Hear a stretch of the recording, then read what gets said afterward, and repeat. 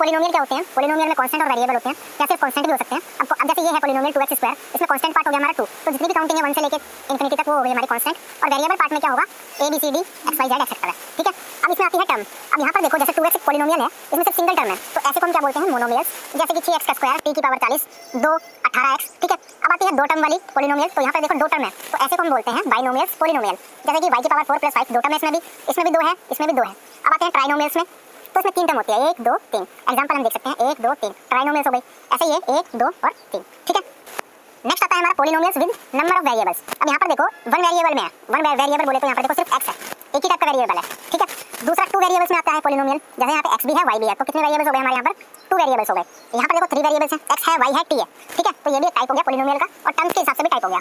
अब आते हैं कांस्टेंट पॉलिनोमियल पे, तो कांस्टेंट क्या होता है जिसमें सिर्फ कांस्टेंट पार्ट होता है, जैसे कांस्टेंट पार्ट था ना इसमें 2, तो जितनी भी काउंटिंग होती है वो कांस्टेंट पार्ट है। यहाँ पर देखो 9 ये भी कांस्टेंट पॉलिनोमियल है, ये भी और ये भी, जहाँ पे 0 हो उसको हम बोलते हैं 0 पॉलिनोमियल।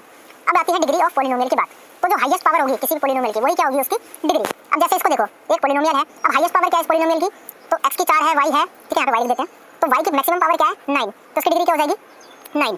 अब यहाँ पर देखो अगले पॉलिनोमियल में t की पावर 11, तो मैक्सिमम पावर क्या है 11, वैसे तो 7 भी है लेकिन मैक्सिमम हम देखेंगे तो 11 है, यहाँ पर 9 है, तो इनकी डिग्री क्या हो जाएगी 9 और 11, ठीक है।